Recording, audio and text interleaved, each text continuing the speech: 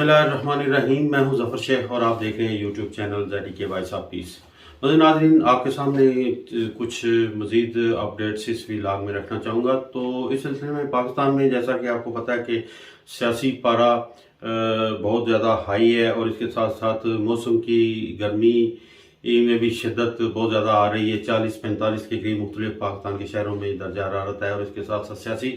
गहमागहमी भी उरूज पर है। और इस सिलसिले में पाकिस्तान में मौजूदा हुकूमत जो है जरदारी शरीफ ख़ानदान की जो बनी हुई है, इनकी तरफ से अपोजिशन यानी इमरान खान के काबीना, साबिक़ काबीना या तहरीक इंसाफ के साथ तल्लुक़ रखने वाले अफराद के ख़िलाफ़ मुख्तलिफ मुकदमात भी दायर किए जा रहे हैं, जिसमें मजहबी हवाले से भी हैं और इंसानी हकूक़ के हवाले से भी हैं। और मजहबी कार्ड को बहुत ज़्यादा इस्तेमाल किया जा रहा है। और इस सिलसिले में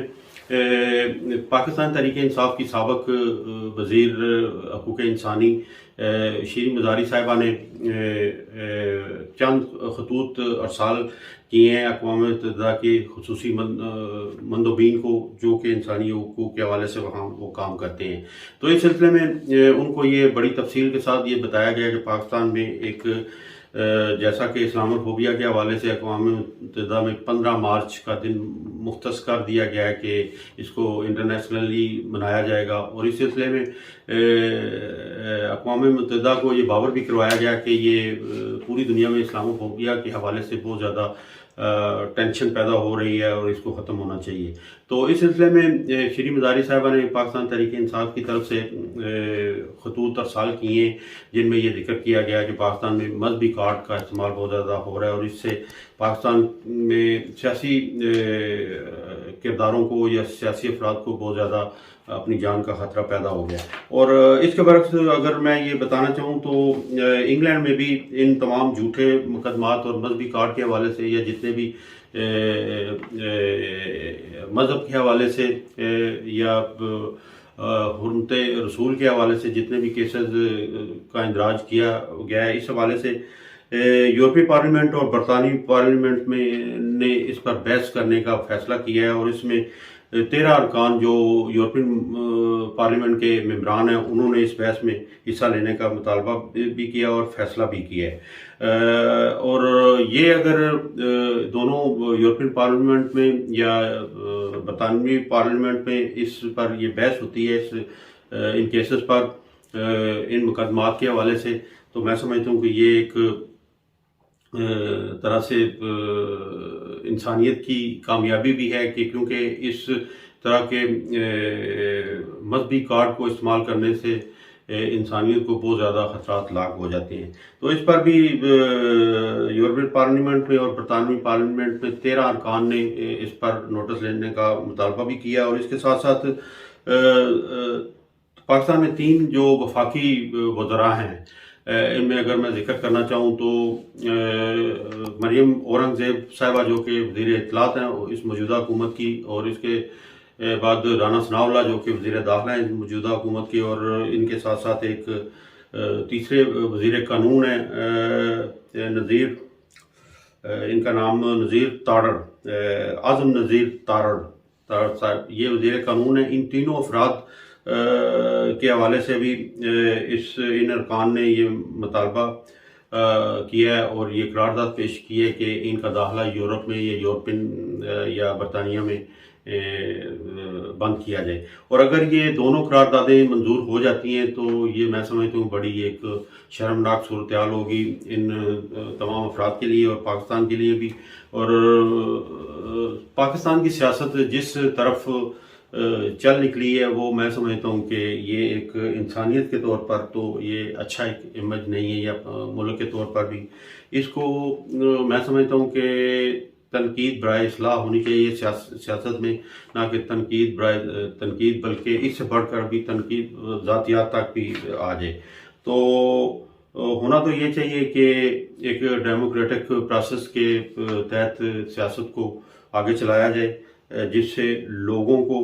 एक तो रिलीफ भी मुहैया हो और उनके बुनियादी हुकूक का हल भी तलाश किया जाए। और इसके साथ साथ जैसा कि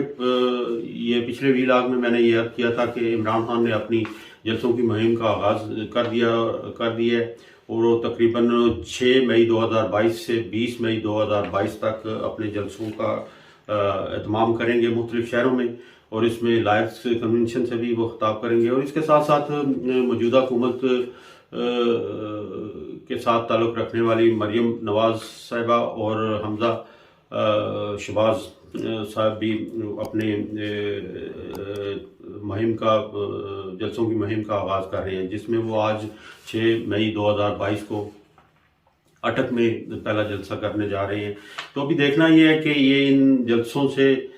کیا مثبت نتائج سامنے آتے ہیں، تو اس کے لیے ہم انتظار کریں گے حکومت کا بھی اور اپوزیشن کا بھی کہ وہ اس صورتحال کو کس طریقے سے مینج کرتے ہیں دونوں۔ اس کے ساتھ ساتھ عمران خان نے علیم خان اور شوکت ترین کے حوالے سے بھی اپنے خیالات کا اظہار کیا کہ میری ان کے ساتھ دوریاں یا غلط فہمیاں یا مخالفت اس وقت شروع ہوئی جب انہوں نے خاص طور پہ علیم خان کا ذکر کیا کہ انہوں نے کچھ اراضی کے حوالے سے مجھ سے مدد طلب کی تھی، جو کہ ایک میں سمجھتا ہوں کہ غیر قانونی طور پر تھا یہ سلسلہ، تو وہ اس سے میں نے تھوڑا سا نظر انداز کیا، جس کی وجہ سے ہماری یہ دوریاں یا آپس میں غلط فہمیاں پیدا ہونی شروع ہوئی۔ اس کے برعکس علیم خان نے یہ اس عمران خان کے بیان کی تردید بھی کیا، اور انہوں نے یہ چیلنج بھی کیا وہ کسی بھی ٹی وی چینل پہ آ کر میرے ساتھ مناظرہ بھی کر لیں، شوکت ترین صاحب کو بھی بلا لیں، ہم تینوں اکٹھے بیٹھتے ہیں اور تینوں ایک دوسرے اپنے خیالات کا اظہار کرتے ہیں، اور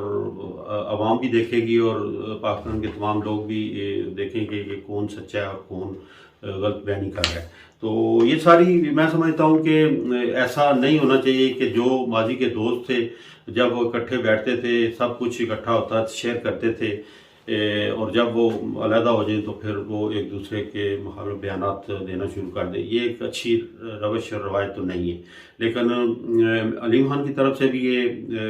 کہا گیا کہ مصالحت کے تحت ہم خاموش ہیں، ورنہ تو ظاہر ہے ان کے پاس بھی بہت ساری باتیں ہوں گی۔ لازمی بات ہے جب دوست اکٹھے بیٹھتے ہیں یا سیاسی طور پر جب رابطہ اکٹھا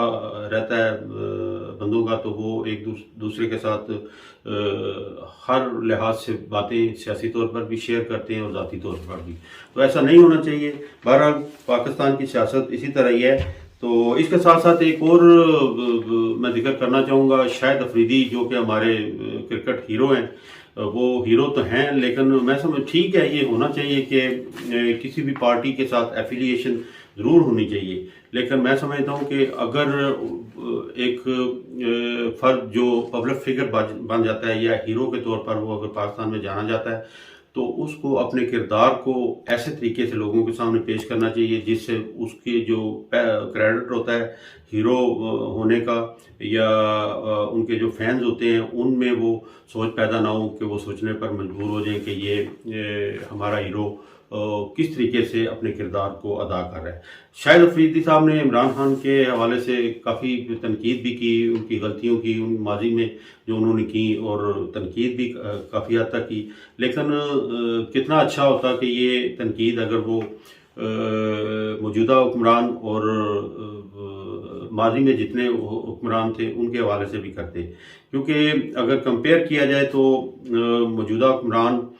دونوں خاندان اور عمران خان ان کا اگر موازنہ کیا جائے تو اس میں 3.5 سال کا اور 35 سال کا حساب اگر برابر ہے تو وہ شاہد افریدی صاحب کو بلا تفریق مثبت طریقے سے نیوٹرل ہو کر اس پر تنقید کرنی چاہیے تھی۔ تو یہ اچھا تو نہیں لگا سن کر، لیکن بہرحال ان کی اپنی یہ ذاتی سوچ جس طرح بھی وہ سوچتے ہیں، اینی ہو وہ ہیرو تو ہیں کرکٹ کے حوالے سے، لیکن میں سمجھتا ہوں کہ اللہ تعالیٰ کی طرف سے یہ جو بلندی ہوتی ہے یا جو ترقی ہوتی ہے یا جو عزت ہوتی ہے، رسپیکٹ ہوتی ہے معاشرے یا ملک میں یا دنیا میں، وہ اللہ تعالیٰ کی طرف سے ہوتی ہے۔ جیسے کہا جاتا ہے کہ وَتُعِزُّ مَن تَشَاءُ وَتُذِلُّ مَن تَشَاءُ، لیکن